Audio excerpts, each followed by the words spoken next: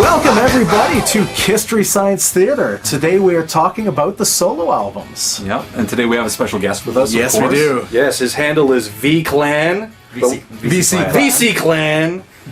But we all go by first names here. I'm Lee.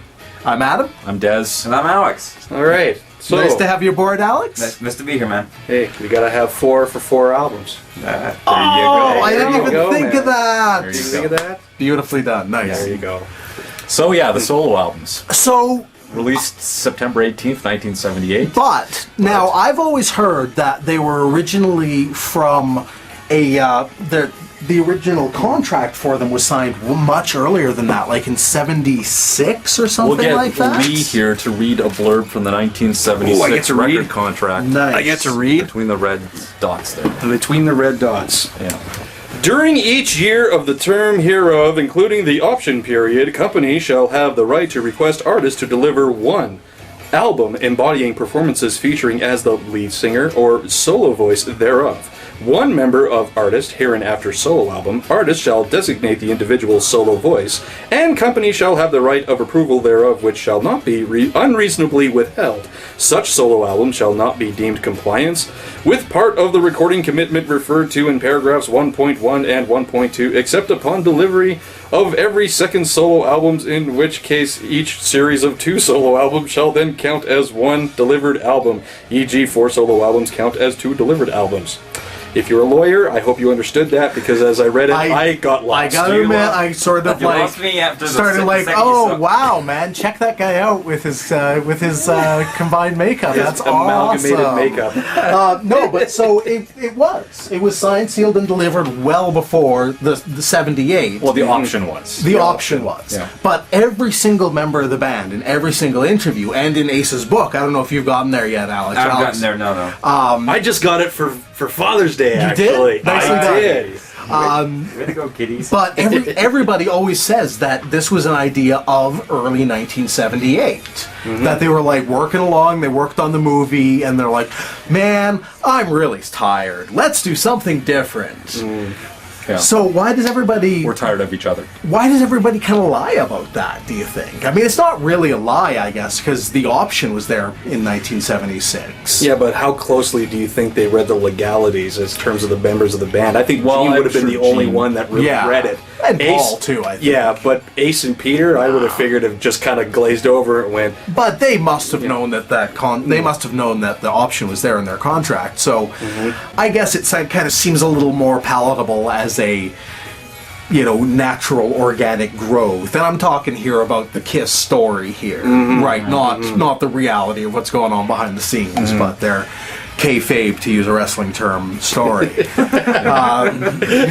Yeah. But it is interesting that, they fill the requirements to do 2 albums in 1 year once again, as they had, in 1977, 1976.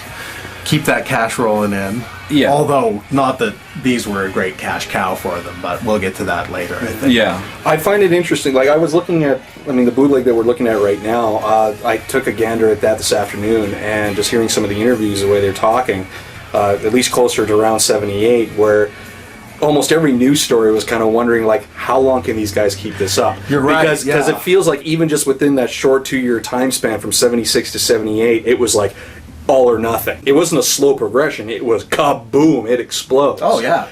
And you can tell just So how... is it any wonder they got sick of each other? Well, exactly. Is I mean, it any like- wonder that the vices of a couple of members really started to take hold? Peter, the yeah. pressure and the stress of that. I was Yeah. reading an interview with Peter, and he was just blown away. Like, he said that at the time he would kind of look around at himself and the lifestyle he was living, and Gene and everybody, and what was going on with them, and he was just like, "Is this really happening, man?" It started to really freak him out. I thought that was the drugs that started to freak him out. Well, no doubt. Paranoia that yeah, came yeah, with all that. exactly. Yeah. Oh my God, you're looking at me. You're looking at me, you sons of bitches. Well, he was just like, he was a major blowhead by then. No Yeah. doubt, right? And you see the fallout of that the year since after. 1.5, 2 years since his sort of introduction. Yeah. Yeah, it's probably a pretty decent habit going on with him and Ace, right? Yeah. Ace was... You know, one thing I gotta wonder, at this point in rock and roll history, the way the radio stations promoted the bands and vice versa, Yeah. and how they sort of worked symbiotically, Sure, really. yeah. Kiss didn't necessarily, promote themselves via the radio. They promoted themselves Via with TV. merchandise And TV appearances and the concerts Yeah. and such. It was all very much visually as New opposed to world. the music, you Yeah. know. And even then, it was like they're talking. One of the interviewers quoted Gene on saying, you think your music's average. What do you say to that now? It's like, the only reason I say it's average, he replies, is because it's stuff that's catchy for anyone to listen to. Right. But, we write and perform the music that we like to hear and that our fans like to hear. Yeah. As opposed to catering to all of the masses, we do it for our fans. Which, Well, in a sense, cater to the shouldn't masses your- soon enough, after. everybody. Paul even at one point says, now we're seeing bands, copying what we're doing. And I'm like, wow, that's interesting. They were starting a trend, and then by the time 82 rolls around, they're following trends. Before that even, Or I even, mean, okay, yeah. well, there you go. I mean, it's just, But that's a conversation for another day. it's all, Today it's we're been talking about peppered throughout the 1978. entire series of this It is. show. I mean, that's the nature of Kisstory. One thing leads to another, and it's real life, right? So I want to go that's- around just really quick. Yeah, Was yeah. it a good idea or a bad idea to Start with solo Alex. artists? Alex. Yeah, what do you think, bro? No, it could have been a good idea. Could have been a bad idea. It's pretty open-ended. It was probably in the best interest of everybody else in the band. Like they're all separating, no matter what they could have done. I guess they would have done anything they could to try to. I'm sure they would have done pretty much anything they could to try to take some of the tension away, take some of the pressure away from production, whatever. And like obviously they still had to produce, but they thought like, well, I'm get away from these guys. I want to do my own thing. Because remember, it was really Ace and Peter who were like wanted to get out and do their own thing, Absolutely. right? Yeah. And pretty much during Kiss Meets the Phantom, Ace had given them ultimatums like, I'm out of here, I can't take it anymore, I'm going to do a solo album. And then Peter was looking the same way he was. Peter said the same in that same interview. And I kind of feel though if they had not made the solo albums, if they had tried to stay together, I think it just would have imploded and they just would have like gone their separate ways and would have been the end. Yeah. We're going to talk about that pretty soon. What if they hadn't made the solo albums? What if they'd made an album instead? But we're going to. But overall, I think it was a good idea. You think it was good? I think it was a good idea. What do you think? Good idea or bad idea? I would almost say it was a bit of a bad idea, to be honest. Because if anything, it just showed, as neat as it was to kind of showcase each band member, the circumstances in which it went down. I think looking back on it retrospectively, it just has a bad taste in. It leaves a bad taste in my mouth because it feels like, oh no, we've got to do it because in order to save the band. It's not just. It wasn't a agreed upon idea from all of them saying, hey, wouldn't it be neat if we did this? It was more like, no, we got to do it to save our marriage. It's like Yeah. it just felt forced, and from my perspective, and It's like fucking other people to save your marriage. exactly, yeah, We'll it's- try an open relationship for a while. I mean, how it about would that? have been, it would have been different. Like now, here's the thing: it would have been different. Say if each album was like, okay, we're going to focus exclusively on Gene Simmons songs, So but all the band members play on this Okay, album. so have a Kiss album, But say the album "Man of a Thousand Faces," which Yeah, That was the original idea, was for each one of them to work on each other's album and just have and perform that person's songs and have that person sing. But they each have such a different flavor. It's Sure. like, I mean, Peter. Oh yeah. okay, Oh, I listened to Aces today. Yeah. It was like, oh my god, this is such a straight up rock album. No it's doubt, awesome. right? Then I've listened to Gene's on the way over here. I It's like listened to Gene's on the way. it's over a here, too. weird theatrical compilation of Love Gene's album. It was what he was going for at the time. You know- he wanted it to be the next big thing. Yeah. but Like- it doesn't work. I love I Gene's think album. it doesn't. Hey, we will work get at into all. that soon. But then you got Paul's, which is kind of an amalgamation of Gene's and Aces. Yeah. Because he's just treading that well, fine it's line. Kiss, right? I mean, it's a Yeah. it's a testament to. And then it's- you've got yeah, Peter's. yeah. And then you get to Peter, which suddenly he feels he's got to have horns and Oh everything. my god, you detest that album, don't you? I do. Oh man. Though we- I will admit, there's at least one track on there when I initially first heard it that I dug. I was fine with. We're gonna get into that. We won't get into it now, but yeah. I mean, there's only one saving grace really for me on that album. But that's gonna wait for a minute. Right So, now, to me, good idea. bad Bad idea. idea. Bad idea. Bad idea. All right, for me, I'm gonna say that it was a good idea at the time, but 2020 being hindsight, it was a terrible idea. It was the worst. It was. What I've always said about it is it was a Band-Aid on an axe wound. Yeah. It was, it was an idea to try to, as you said, save the marriage, but it was too little, way too late, and the fact that it put them in competition with one another on one level or another. Yeah, it's pouring gasoline on the fire. Exactly right. Yeah. And I mean, it showed Ace. Do I really need these guys? Yeah. All he needed was Anton. That's all. Yeah, he needed. exactly. And I mean, it turns out. I mean, I love you, Ace. I love you. Well, but, they've worked with Anton like multiple times. Like he was on since Unmasked. then. Absolutely. Yeah. He was a. He was another one of those ways that kind of gave birth to Dynasty because you got Peter working with Vinny, and then you got and bringing Ace Vinny working with Anton, and Yeah. all the bad mojo. Yeah. It was just. I think it was a bad idea. Yeah. I thought they could have done it like a really good album. I think there is a really decent album in there, even I a agree. half decent double album. If you want to do like the Use Your Illusion of the '70s, that might have been interesting. But I think they were damned either way. Yeah. Yeah. I mean, the cliff was coming no matter what. As we said in, I believe it was the Destroyer episode, all of their paths were set at, I believe, 1976, right around there. Yeah. That's when the doom of the original lineup of Kiss was in the cards. Yeah. That's when it was set. Well, it's just And like nothing short of a miracle was going to change. it's like this Nothing did lethal change mix it. of like Paul and Gene seizing control, of course, and then Peter and Ace and falling Peter. victim to Oh, their. my God, falling victim to their demons. So there was no way that they were going to stay together. I don't think. No. It wasn't going to happen. Okay, let's segue There's into too much to say. And then what was the world of 1978 like? 1978. Well, this is interesting. I love these lists. Thank you very much. So I picked for our point here March 13th of 1978, which was the second Monday of 1978. Okay. Paul had gone into the studio in late February of 78. Ace had gone into the studio in June of 78. I honestly couldn't find a lot. I couldn't find a date for when Gene and Peter went. And isn't it interesting that they have the story that they concocted the idea of the solo albums on the set of Kiss Meets the Phantom? Right. Wasn't the film shot in '77? Like late '77? No, it was shot in the summer of '78. Yeah. 78. So I think they might have wrapped up around June. I think. Oh, because So everyone earlier was in the year, earlier in studio '78, at that point. they were coming off the Alive 2 tour.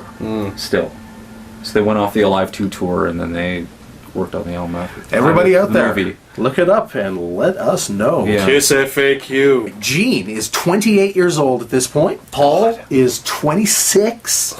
Ace is 26, about a month away from 27, 2 months away, say. And Peter's 32 years old. It's great. Jesus Christ. What were we doing at that age? Just in this segment, it's like, what the fuck have you done with your life? No doubt, eh? Jesus Christ. Fuck. Our top 5 that week. It's you're a giddy. disco inferno, baby. Burn, baby, burn. You are Really? giddy, aren't you? No, it's not on there specifically. Oh, okay. Number one, I'm going to go bottom to top here. Yes. Number 5 is Lay Down Sally by Eric Clapton. That's a good song. It's an excellent song. Number 4 is Emotion by Samantha Sang, which is a song I'm not familiar with. Number 3, Sometimes When We Touch Really? by Dan Hill. Wow. Number 2 is Night Fever by the Bee Gees. Oh, the honesty is too much. And number 1 is Love is Thicker Than Water by Andy Gibb. So, holy moly. That's a disco inferno, as I said.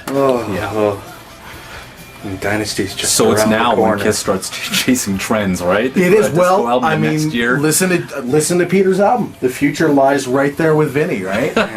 And Vinny and Sean. It was that was Sean as much as anybody. I'm curious.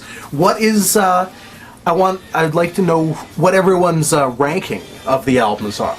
Like of the 4 top to say. Okay, let's start from the opposite end of the room. Let's start with Des. Ace, Paul, Gene, Peter. Wow, interesting. Yours? Mine would be Ace, Gene, Paul, Peter. I go ahead with Dez's. I'm Ace, Paul, Gene, Peter. And I'll probably say Paul, Ace, Peter, and then Gene. Ooh. Wow. Paul first. And Gene last. Yeah. Ballsy, man. I approve. I don't know. Do we want to start going through these guys? Okay. Okay. I've got Gene first on my list for whatever reason, because okay. that's what order Kiss FAQ had them in. Oh, you're talking about, okay, strongest track from Gene's album? Well, sure, yeah. Let's. Okay. What are your favorites from that? I'm going to go with, well, See You Tonight is a pretty obvious one, seeing as how they played it on the Unplugged show. Yeah. And it works very well as an acoustic. Though I'm pretty certain at this point, listening to it again, that the subject matter is about him looking for a condom to make sure he had one in order to hook up with the girl. He never actually states what it's he's... entirely possible. Well, he mentions that in the Kissology 3 commentary. Does he? You never really know what it is. Like, that's word for word for Gene there. And yeah. Oh, interesting. I mean, he says, I know it's around, you know, and it's like, I'll see you tonight outside, you know. I'll see you get it tonight. Yeah. And if And I can't, I'll cry. Good. That's good. He didn't have a condom, he wasn't getting That's fucked. a very good assumption. Well, and that's you great. have lyrics to back that up. Yeah, you no know, doubt. That's that. Wow. But I mean, melodically, it sounds beautiful. Although he does say in the commentary, he's like, you don't know what it is, because even I didn't. Yeah, Oh, sure, but that's Gene. great. Sure. Gene, if you are listening, let us know. Yeah. Oh yeah. Strongest track for me was Radioactive. This Okay. Yeah. I like the opening to that because at least it felt like, okay, this is the demon. Yeah. Apparently Janice Ian is Janice in Ian. that, as Yes, is she is. in there. I don't know Yeah. where exactly. Maybe it's, Yeah, that's what I Like assumed. that, Maybe yeah. the sanctum, maybe Yeah, some of the, like that, yeah. some of that What's stuff. that but- supposed to mean? I don't know. Sanctum. couldn't say My Satan or Latin what? background. Oh God, I'm embarrassed. maybe it's just gibberish. We don't know. No, sanctum is a word. Okay. That's sanctuary. Sanctuary. I took Latin Also in features- high school a long time ago. Also features Joe Perry and Bob Seger. Bob Seger, yeah. And Joe Perry. On the intro? Or no, Radioactive? On the song Yes, itself. yes, Really? indeed. Yeah. Yeah. Holy cow. That's Joe Perry on the solo. Yeah, and Bob Seger's on backing, I'm pretty sure. And who's the song about? Cher?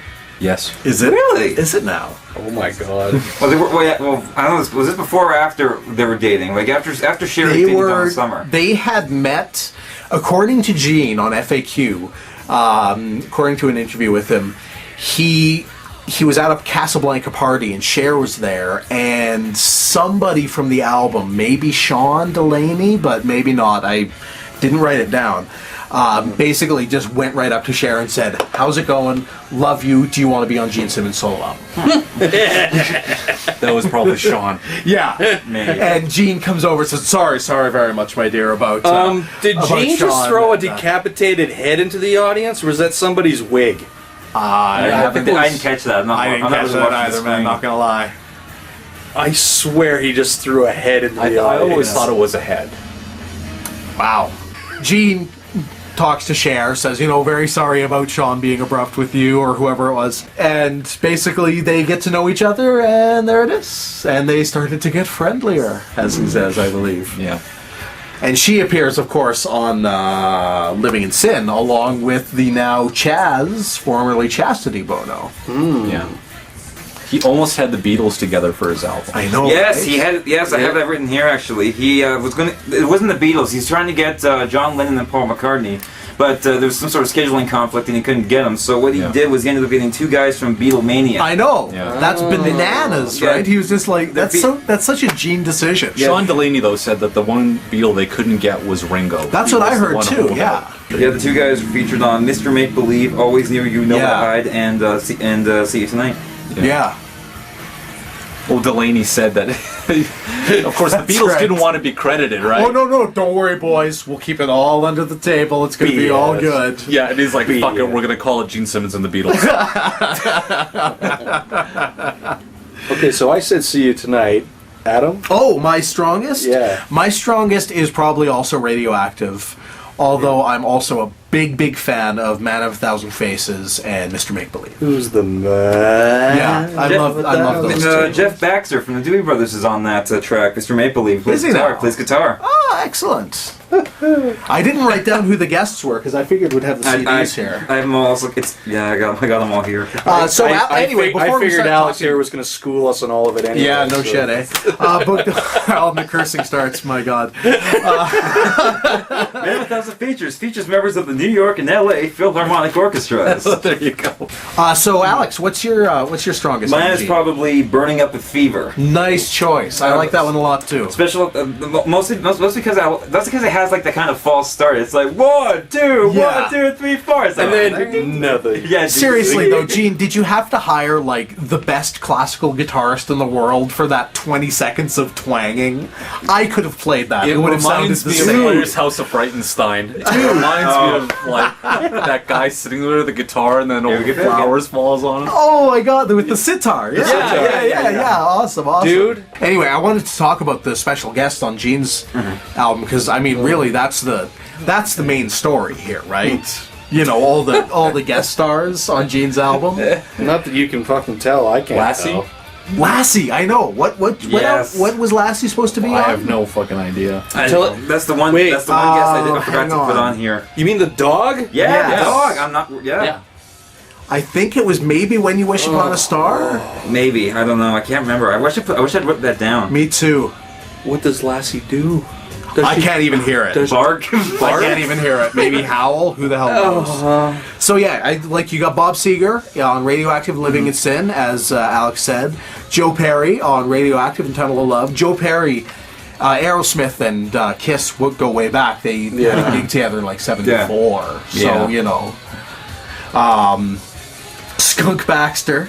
From the Dewey Brothers. Yeah. He's a good guitar player. He's a great guitar player. Did you know that he was one of President Bush's like military advisors? Was he really? Yeah. Wow. He was. George W. Bush. He was one Wow. of his. He was in his cabinet. Jeff Skunk Baxter. Crazy. Donna Summers also on Burning Up Donna with Summers. Fever. Rest in peace, Donna Summers Yeah. on Burning Up with Fever. Yeah. Ralph Garman misses her more than I do. But Garmy Strong. Garmy Strong, baby. Helen Reddy Yeah. on True Confessions. I Where's was just. Katie Siegel. She's on a bunch of them. She's on too. Burning Up with Fever. She does backing Yeah. vocals on the chorus, I'm pretty sure. I've in my dreams, that's her in the background. The baby. With a big red wig. And Exactly, right? But Or one eyeball You and guys purple probably know. hair. You guys probably know her from. I don't know. Like what show was she on back in the day? All I know her from. Married with Children, Married baby. with Married Children. with You know, Children. the TV You're young on You're Forgiven. Well, the TV show I know her from is like Futurama. And Futurama, before that, yeah. and before that, I think she was also on like 8 Simple Rules or something like that. 8 Simple Rules, Yeah, indeed. Yeah, you're she right. was on that. But Okay. in Ace's book, his reaction when he found out Gene was bringing Helen Reddy in was, "What the fuck, man?" This is what I don't get. Okay, so Gene was just trying to make himself into the next big thing, or was he actually considered He to was be getting that? names for the sake of getting names. He was absolutely. I mean, that's just that was his catch. That was This his is gimmick. big indulgence, right? Yeah. I mean, I got this person. On it's like my it's like the Exactly. audio it's like the audio version of a TV special where he went, "This is the Gene just get Simmons it. special." You're exactly with right. That's with our exactly special what it guests. is. Da da da da da da. Look at He how wanted big to my get dick Bob is. This is Kulick who I too, could but- get. No, but Paul wouldn't let him. Yeah. We'll talk about that Paul soon nicked in the him Paul first. when we're He's talking about mine. Paul. yeah. So who else we got? Rick Nelson, as you said, in See You in Your Dreams. From Cheap Trick.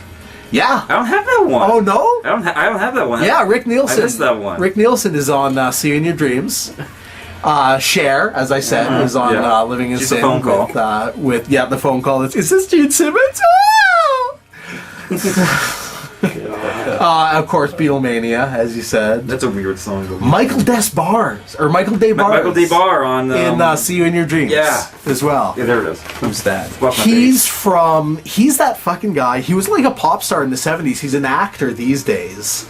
He was in like Love Actually, and he was the lead singer in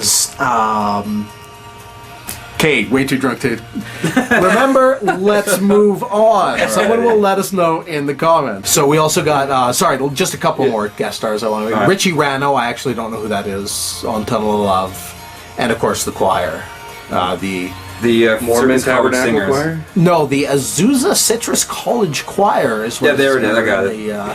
I spelled the circus by accident. With Ben Bollinger, director, on True Confessions and Always Near You, Nowhere to Hide. Once again, in my dreams, it's Helen Reddy doing the swing on True Confessions, just because that would be extra awesome.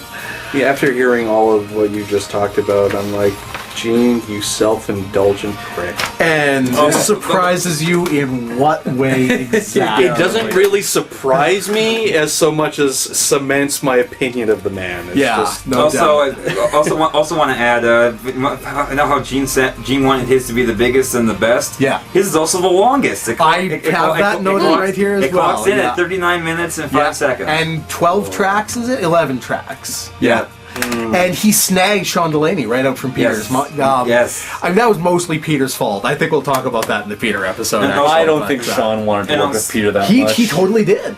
Also, He assumed he was going to do Peter's album. Well, that's what he said in an interview that I read on. The thing- FAQ shout out. Yeah, but the demos thing is like That's fucked up too. Yeah, Peter I don't kinda know a lot about that. I'm going to ask nipping you about that, songs but yeah. we'll talk about that soon. Okay, next album. Okay. Next album. Let's Hang on. Do I have anything else to talk about? I have one small note here What? to talk about Gene's. What? If you look on the back of his album, he thanks pretty much the whole world. Like he has so many things, like, special thanks. But the one I wanted to point out specifically was on near the bottom. It says. The girl with the green and purple hair from Edmonton. I've always noticed that as well. I've thought. I don't know if this is true or not, but Edmonton was their first game. That was their first game. They played. Right? I believe they played the. I heard they played the Jew, but they also before that they also played it was Nate. I heard too. Nate. It was Nate. They played the Northern Alberta Institute of Technology. We're going to talk more about that on our originals episode. We talked that once before, but. Anyway, yeah. So yeah, the girl with the green and purple hair. Yeah. I've always loved that. That's always kind of made me have a personal connection to this album. This is a shout out now to the girl with the green and purple hair. The girl with the green and purple hair. Throw a wherever you comment are. in for us. Let us know you're alive. Yes. he talks about her on Extreme Close-Up. Does he? Yeah, he does. Yeah. Yeah. Seriously? What does he The say? girl, she had all this different type of colored hair and all He this stuff. also and does that infamous. I wanted to be with her. And goes like, B. does that? Oh, Yeah. For him, groupies. For him, his relationship with his groupie started very romantically. Yeah. That whole thing. Yeah. What, playing Journey? At this point, and then trying to 10,000 bump fans them say in? bullshit. He's great in that DVD. Yeah. Sorry, the one other thing I just wanted to say, I actually really like Gene Simmons' solo album. I think it's a really solid album. If he hadn't worn makeup on the front and it was just Gene Simmons and it actually wasn't associated with Kiss, then I could probably give Fair it a enough. little bit. I can totally understand that point of view. But at the same time, wasn't the whole project about them stretching their wings and doing their own thing? Fine, but because they had pigeonholed themselves with having to keep themselves under makeup, it doesn't fly in terms of the theme of everything that they've done to that point. To me, it feels like if you were going to make a solo album, then fine. It's like if you need a God of Thunder on there, is what you're saying, or something more demony, something more. I would have liked to have other than heard the first track on the album. Yeah. Sure, the intro, yeah, because it strings almost throughout the whole thing, and I understand he wants to show that he's got a range, and that he puts "When You Wish Upon a Star," and there's an emotional connection to him for that. But this is it. This is just it. Without makeup, and he went and sang that, I can go, oh, that's great, that's beautiful, it's very personal. I look at the demon and I see the demon singing "When You Wish Upon a Star," I go, you lost me. I'm sorry. That's a fair point of view. If you are, because the whole point, Bill Aucoin even says this in this DVD, is, why do they have to hide behind their makeup all the time? Well, it's a fantasy. They have to be in character all the time. We're bringing a larger-than-life persona to everything. I think, in a lot of ways, the solo albums were them stepping... I mean, even though they are wearing the makeup on the cover, all of them, I think, are stepping out from their makeup. and doing not a Demon album, but a Gene Simmons Yep. album. The album is called Gene Simmons. Yeah. You know what? It's not called The Demon. If it was called The Demon, you're right. It probably would be a little different. Exactly. I mean, I think part of the reason I like the album so much is I grew up on the Beatles. Just like Makes he sense. did, right? Yeah, makes sense. So, well, he didn't grow up on the Beatles. Jesus Christ, he was He was influenced by the Yeah, Beatles. he was Influenced by the heavily Beatles, influenced by the Beatles. So, anyway, I will grant you that. Yeah. But marketing wise, I think it loses its it was audience. maybe not the best idea. No, I mean, let me put it to you this way: if he was if the cover was not a portrait of him in makeup and was instead, say, him standing in an open field with his back to the camera in street clothes, and it said Gene Simmons, I could have went, oh, okay, that's interesting. And then So you think that when they, or you're saying, I shouldn't say, like, you think, you motherfucker, you know, by presenting this image on the cover, there's a certain expectation that comes along with it. And the reason I bring that up is because when you look at Aces and you see his makeup and you know what he does on stage, and then you listen to the album and you hear the growth there, and it jives. Not It unfair. all That's works. not unfair at all. It all works. Whereas it still kind of works because he's still got that. Well, and it is very Kiss. You and know? it still feels very Most Kiss. Kiss-like, in my Absolutely. opinion. Exactly. I don't And think that's a Gene's question. The whole project would have been better served by them. Yeah. If the idea was you have to go off on your own and make the best Kiss album you can make, Yes. we all would end up on the upside. Or even just write the best Kiss album you can make and come back and we'll all play together on it. Yeah. But That's not what we got. The self-indulgence, got. I think, is the... Let's move on to Peter Criss's solo album. you want to do Peter Criss now? Oh, we were talking about fuck. Peter just before we got to the end of Gene's there, so I wanna talk about let's Peter. jump ahead to Peter. Absolutely. let's jump ahead. I don't know. I just, like I said, I just got Let's mix it up. I don't know. Mix it Peter, up. Do you really want to jump ahead or take a step back? Take a step back. That is a fine point. Once again, so I guess as a segue, we should talk about our friend Sean Delaney. Sean Delaney was. He was expecting to do Peter's album. Why was he expected? Because Peter and Sean were best friends. They hung together, they partied together. Right. So what happened was Sean and Peter were, or Peter came to Sean one day and said, we're going to make a solo album. It's going to be great. And Sean's like, oh, fucking absolutely. And then he says, I want to get, what's the name? Tom Dowd to produce. Tom Dowd produced some Rod Stewart in 77, I'm going to say. So Sean is hurt by this, obviously, right? But Peter wants Tom Dowd, so, Peter wants Tom Dowd. So Peter goes off to New York to have a meeting with Tom Dowd. In the meantime, Gene comes to Sean. Tap, tap, tap. Excuse me, do you want to produce my album? Yeah. Okay, Gene, sounds good. Very good. He's sort of got like an armful of like Sean's records that he's produced. Exactly, He's been listening to them and studying them. Yeah.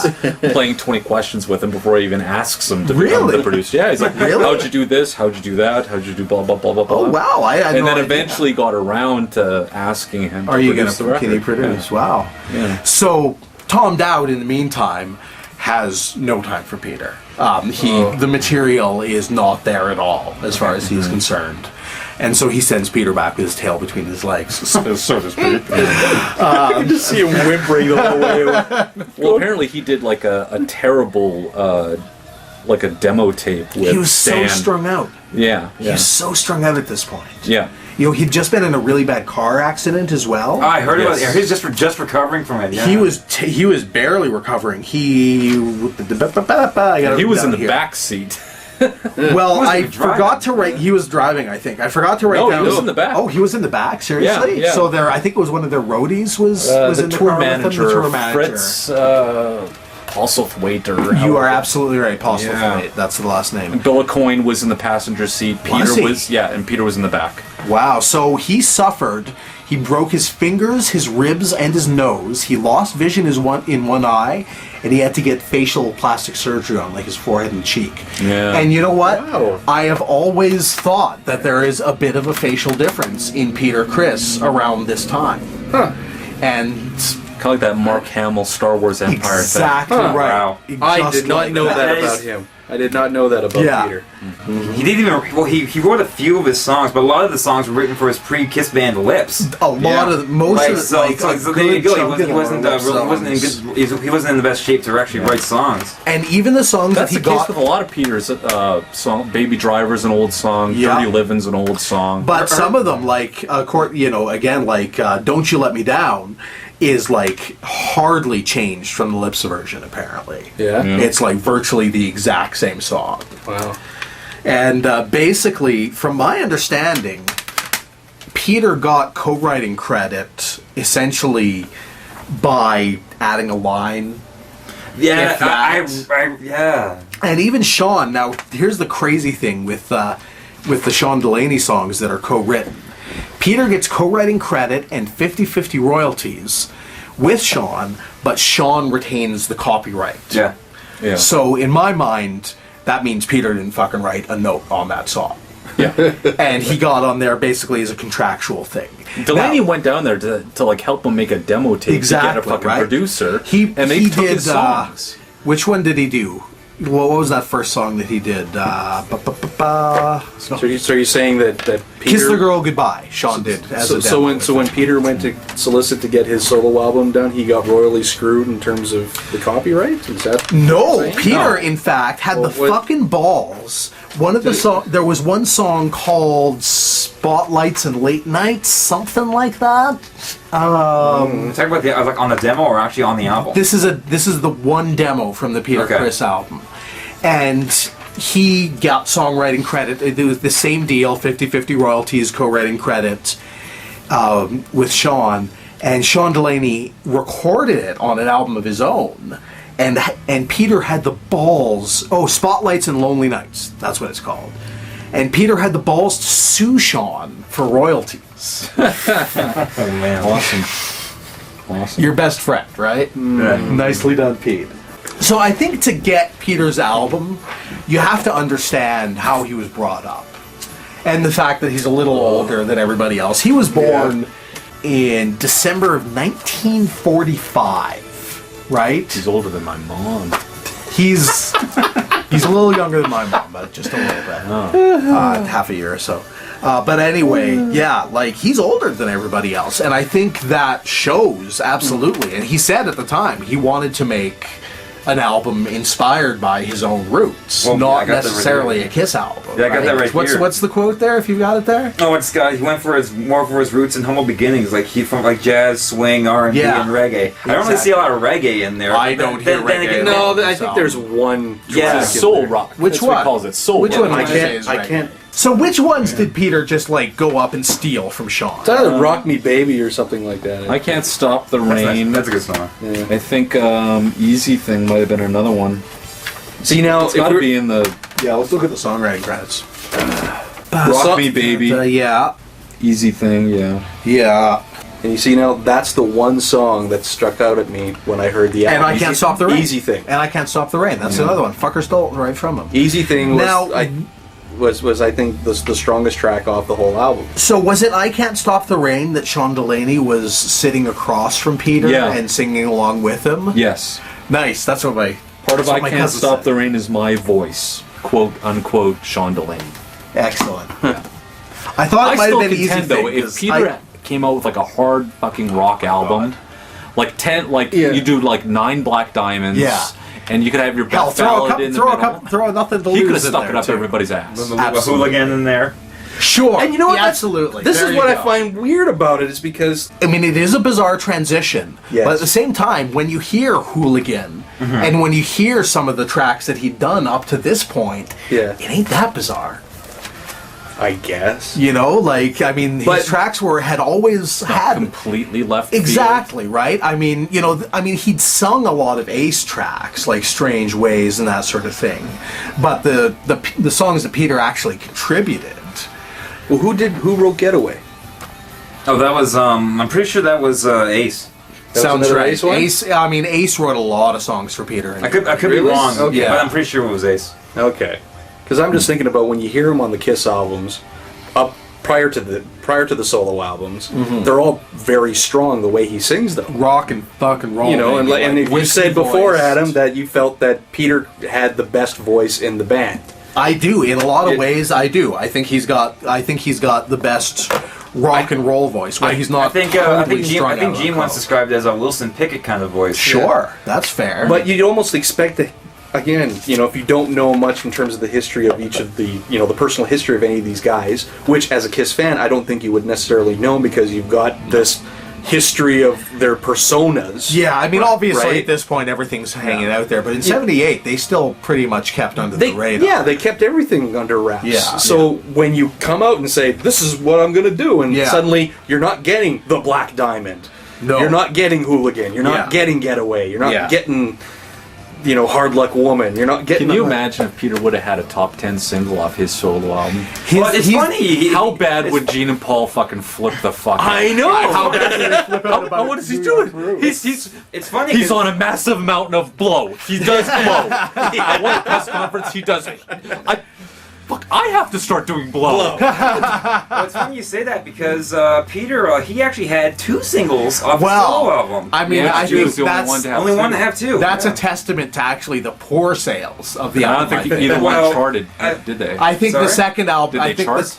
You Matter to Me like didn't chart at all. Like not like both of them didn't chart. But I think if any of them was going to chart, it would have been You Matter to Me. But no. Yeah, None of that them was. charted. Then that was obviously. What was the second single though? Oh, the second single was "Don't You Let Me Down." That's right. I think the release of the second single was sort of a, come on guys, seriously, can you start please, like, here, remember there's Peter Criss, here he is, please buy this album, for the love of God, please take some of these albums off our hand. He was the only one also to get like an additional insert in his album for credits. Did he? Yeah, there was an additional like white paper insert with green print on it that had additional credits on it. Probably because of the whole Delaney thing and everything else. Do you find it funny that now if you compare the track listings to like all the other I'm talking about song title lengths, and you look There's at a lot them of visually, long song titles on here. Peter's song titles are fucking long. That's the kind of shit your Papa likes, Hooked on Rock and Roll,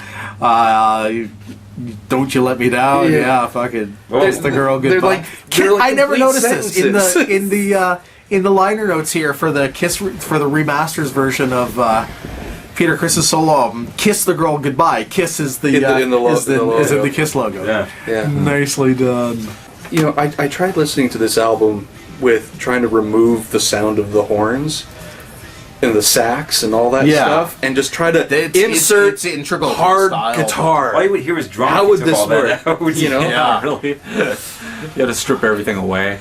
But I mean, Strip the whole. because that would be the thing. You Like know, back it's when you talked about the Elder, when you said you wanted to hear the Elder naked, like Let It Be naked. Yeah. Peter Criss's solo album naked, just boom, boom, boom. So And it's not even him on the drums. no, right, yeah. He's too fucked up. So I tell you what. Okay. Strongest track. What's easy your favorite thing. track? Easy thing for me. Fair enough. It's very. I mean, song. I like that song a lot. The lyric wise, it's very, very simple. Mm-hmm. But that was a lip song too. I like the guitar melody for that, and it's just a simple little ditty that you can kind of hum to yourself and just repeatedly, and it just seems very satisfying. Excellent. As opposed to anything else on the album, which gets overly complicated and sounds goofy and doesn't make me more. Yeah. Alex, what do you think? Tossing and turning.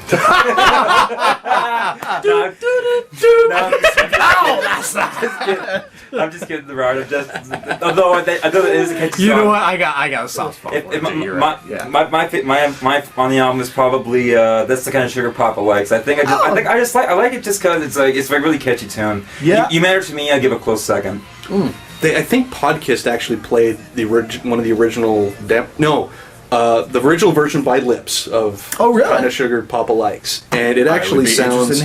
It sounds a lot better than what it does here. Maybe just because it feels more raw, I guess. One thing, actually, you mentioned Tossing and Turning. One thing I wanted to mention about that: the original line on the original version is "The clock outside is striking 4. I couldn't get you off my mind. I heard the milkman at the door." Peter, however, changes it to the clock outside is striking 3. Oh, for the number on his jacket. Oh yeah. I heard the milkman on the street. He really like takes after that 3. Like, oh, I'm the 3rd member of the band. Yeah. It's the Trinity, man. I guess it's a God thing for him. I'm not. I wouldn't really know, but yeah. Yeah. For me, my favorite track on the album, as I said, I believe, is Don't You Let Me Down. I like that song. That's a good song. I sing that song. I sing along with that a lot. Hooked on Rock and Roll is all right. It's pretty dumb, but Vaccinated with a Vitriol and Needle. That's a great line. That's a great line. That's a standout track for me, and it's because of that line. Actually, it's funny that you brought it up. Yeah, it's just because of that. So that's your I had to favorite? pick something. Otherwise... Is it Hooked on Rock and Roll is yours? I guess, yeah. Yes, yeah. The closest. He just doesn't want to admit that it's tossing and turning. Let's be honest. Tossin' and Turnin' live version from Largo. Yeah, that's my favorite. I'll go with that. Just because it's really loud. Do we have any more to say about Peter? Not really. I have one more. I have one more thing to say. Go ahead, man. This also applies to Paul too, but I want to say both Paul's albums and Peter's albums were mixed by Mr. Matt Stone. You guys familiar with him? I'm not actually. He's actually he's actually famous for his work with Queen. He worked with them on their first 6 studio albums. Oh wow! He also worked with Blue Oyster Cult, Journey, April Wine, Asia, Helix, Whitesnake, Rat, and Foreigner. You put wow! You say Foreigner for last after Rat and Whitesnake? Fan. Oh God! Massive what? Seriously? Right over here. Blew his ass away for not even knowing this. Yeah. Me here. I love Queen ever since back in the day. I love Massive Bowie fan here. Yeah, seriously. All he needs 3 albums to have their albums. All he needs 3 albums to have theirs on vinyl. But anyway, moving on. Moving on. Talking about Kiss. Move on. Shall we talk about Paul Stanley? Talk about Paul. Good old Paul Stanley, people. Self-produced, isn't it? Didn't he It absolutely is. Jeff Glicksman is brought in on 4 tracks. Let's just take a look here. Produced by Paul Stanley. Produced by Paul Stanley and Jeff Glicksman. Jeff Glicksman worked on 4 tracks on the album. I honestly can't find it. Wasn't there a misprint on the original CD? I don't know. Didn't it say "Wouldn't you like me to know" instead of "Wouldn't you like to know me"? I really the original wouldn't. CD. I would have to go back and look Would Still on that Fire wouldn't say be. it? That wouldn't. No, probably not. See, there it is again. See, human head, Human head? Mannequin head, maybe. mannequin head, or I something. don't think it was an act. I mean, It's probably one of the that's heads right. of It was one of the actual human head. the 8 men from Oh, badass! That would be awesome. Kiss Meets a Phantom. Maybe it's one of those things. Yeah. He pulled like an Alice Cooper. Yeah. Yeah, no kidding. Somebody threw a person on stage and he tore his head off. Back into Like the audience. engineer in Prometheus. prop Sorry, Alice Cooper head is spoilers, what it is. spoilers. Be careful, man. I haven't seen that yet. So, Paul Stanley, Paul snagged Bruce Kulick before Gene could. Bruce or Bob? Bob. Jesus. Bob. Sorry. On both lead and acoustic guitars. That's right. Yeah, Bob was pretty much his man on guitar. Gene asked Bob. Can you be up? You say it. You do a better Gene. Was it Gene? Yeah, Gene asked Bob to be on his album. Excuse me, Bob. Excuse me. Can you, Bob? I want you to be on my album. And then do Paul. We're saying no wait. Excuse me, Bob, you're gonna come over and do my album. And Bob says, well, your pitch was better. Don't do his. I'm doing Sergeant Pepper. Come with me. Come with me and you're gonna do some original stuff and it'll be like you just joined the band. Woo! Rock and roll! Rock and roll! Tonight! Kid up, thanks. Sorry, brother. Sorry. So at any rate, obviously Paul snagged Bob, and actually didn't allow Paul to work for Gene. He did. Mm-hmm. Well, Gene wanted him to work, and Paul said, "Nope, you're working for me." I think actually Paul was even finished recording, and He just told him you can't have him. Yeah, absolutely. Excuse me, Gene. You go over there, lick your guitar, lick your bass. You just stay over there. I'm gonna keep Bob over here busy. So we were talking about Jeff Glicksman earlier. He was brought in. He'd worked with Kansas before. That was why. That was sort of Paul's inspiration to bring him in. Kansas? Yeah. Okay. Don't sound familiar to me. Is that right? Huh? I don't know Kansas. They do Carry On, My Wayward Son. Carry On. Oh, thank you very much. Carry On. Yeah. So he's only used on 4 tracks. Again, please someone let me know which 4 tracks, because I didn't write it down. Rumor is Paul doesn't like working with him. That's what I read. And so he's let go, and Paul produces the rest of the album himself. Paul was pretty experimental with this album in the studio. He did a lot of open tunings. He used an EBO on a couple of the songs. What's an EBO? I still don't know that. I EBO, I couldn't find it. It's very cool. It's a very cool device. It fits in your hand, and it basically goes across the 6 strings of your guitar, but it's a little bit curved, so you can sort of press it against one string at a time, and it vibrates. So you can sort of hold it against your strings, and instead of plucking the string, it vibrates the string. And it produces a little bit of an eerier sound. And it's kind of cool. Because whenever I hear EBO, I always think maybe like Jimmy Page, Led Zeppelin, when they had like the bow on stage. Yeah, it's you know what? Right? It's not. There it is again. Yeah, it's the exact same principle, but the bow vibrates by itself instead of you having to saw it back and forth. Des, favorite track off of Paul's solo? I don't know. I think it's a tie between Tonight You Belong to Me and Take Me Away. All right. Take Me Away is a great song. It's a is. great, grand epic of a song. I've always had a strong affection for that song. That's the one that has that sort of soft bit at the beginning talking about we'll make love. Together And then as that Yeah, that's the one. Yeah, that is a really good one. They both kind of have that same sort of sound to them. Yeah. The kind of acoustic, peaceful opening into There's the. so many great songs on his record. though. You know what? it's all right. It's hard for me too. Yeah. For me, Tonight You Belong to Me, I think, is the standout. Hold Me, Touch Me, I can't fucking stand. Yeah, I can't I fucking can leave that fine. Such a blatant grab at getting Baby, the won't you single. touch me? I heard an interview with Gene, and apparently he doesn't like that song either. Like he doesn't like it when Paul does that kind of love me, hold me kind of thing. That's what he said. Yeah. I want to go, actually, just for a second, I want to go back to Peter's album. What did Gene say about it back in the day? He said some unkind things about it. I'm gonna give it a 0. About Peter's solo album. It's in that book right there. I think it's like there's like back of the book. It gives like a Behind 0. the Mask. Yeah. But like in 1978, he made some statement to the press about the quality of Peter's album, and it was apparently quite disparaging. I'm quoting here. They're saying what they think of the album. Gene says, 0. Out of all the records we've ever done, a solo or as a group, I think the one that showed the guy behind it really didn't have a clue was Peter's. Yeah. He said that like at the time? Well, I'm reading quoting here. It's like, not only about songwriting, but just about the direction and who he is. Ironically enough, Peter probably, although he can't really sing, he's tone deaf. The actual straight tone that comes out of his mouth is probably my favorite out of all of us. That whiskey voice, but he can't control it. Interesting. That's from a Ken Sharp interview that was originally printed in Goldmine magazine, 1993 or 94. Okay, so this is fairly far removed from the. It's far removed from the release. Yeah. He said something at the time on the day, or in '78 about the album. Somebody let us know. I think I know what you're talking about too. Yeah, I kept finding references to it, but I never could find what he actually said. So yeah, I'd love to know what he said. Anyway, back to. He said tonight it's a toss up between Tonight You Belong to Me and Take Me Away. Yeah. So what really strikes you for those 2 tracks? Like if you really had to make a choice between the 2. If I had to pick one out of the 2, probably Tonight You Belong to Me because it's a rocker. Yeah. And that it's riff, really baby? catchy. Yeah. That opening riff.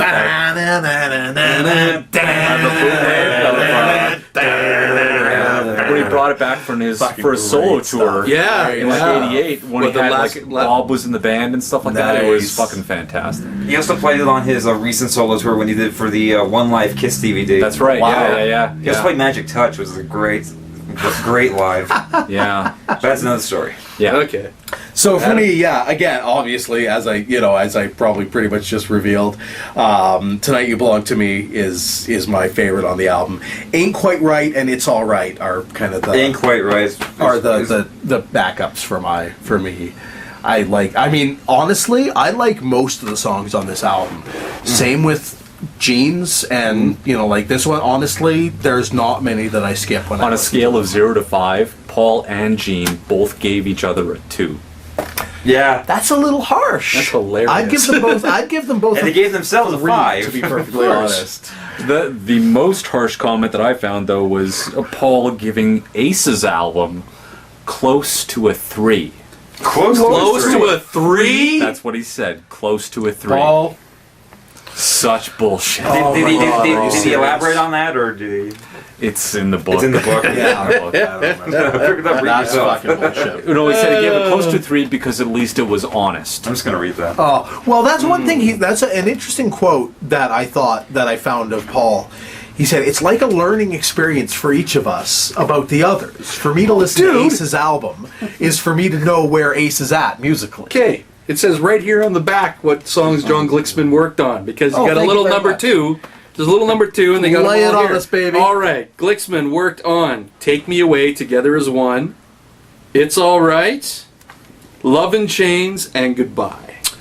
Not a big fan of the last two. Love and Change is all right. Goodbye, they're both all right. Goodbye was written like last minute. Good. Was it, eh? Yeah, like he sent Goodbye everybody gets out to dinner and he wrote it, and they came back and they recorded it. Oh, Goodbye gets one of my votes. Like, it's probably a 3-way tie between "Tonight You Belong to Me," "It's All Right," and then "Goodbye." The one thing about "Goodbye" I really like is that, like, the studio track is good, but there's one acoustic track that I found online. It's not on YouTube anymore, but they played it live during the Kiss convention in 1995. Oh, And it is fantastic. Which one did they play? Acoustic live. It was a melody they played. It was "Goodbye." Oh, really? They played "Goodbye" live acoustically. It was a video that guy named, I can't remember his name, but yeah, it was like a 10-minute part. It had like part of "I" on it. It had. I've seen that part. I think with "I." Yeah, but yeah, the last song they play all the way through is "Goodbye," and they do that one. They play "I," and then they play I think they play "Shout It Out Loud," but I can't remember exactly what it is acoustically. Yeah, during the Kiss convention, just one camera set up in the back, so it's kind of like that earliest footage you see on Kissology. 1 and 3. As for me, my favorite Paul track. Yes. You know what? I think it's pretty much a consensus that "Tonight You Belong to Me" is probably It's a great it's all around fucking favorite. song. It's a great song. There's no two ways around that. But- that but is as a for- classic balls out rock. It could have been an opener on a Kiss song. A Kiss album. It's an opener anyway. It's a great opener. I would love to have seen that open a concert, actually, because you can just picture it. Like Paul coming down first. The lights go down. Then you have Paul on the riser Gene's at like, the "You top. son of a bitch! I'll never fucking forgive you for Yes, this." Paul would be up on the riser, like smack dab in the middle of the stage, What you got there, and he'd sing the song at the beginning, and then when the heavy guitar kicks off with the drums, then the entire stage lights up. The logo's they're all behind there. him. He starts coming down. Peter comes up from behind. And that sounds really bad, but but then basically they all congregate down onto the stage, just kicking it right into the meat of the song. I think that would be So he didn't it conjures open a great visual.